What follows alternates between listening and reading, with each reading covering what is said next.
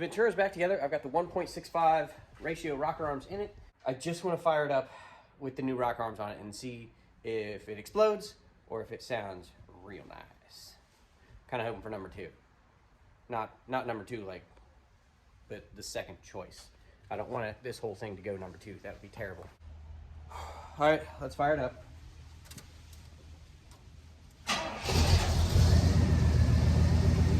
Ooh, it started. It's a good thing. Let's see how the exhaust sounds. I don't know. You think it sounds like I put a cam in it?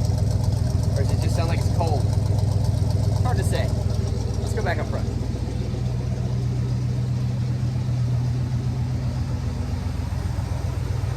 Alright, let's give it a couple revs and see what happens. Hopefully it doesn't spit parts everywhere.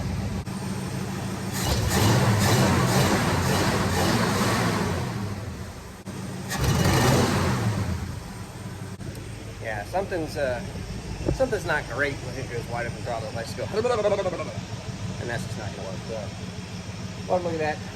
I could change jet sizes, or the secondaries might be opening a little too soon.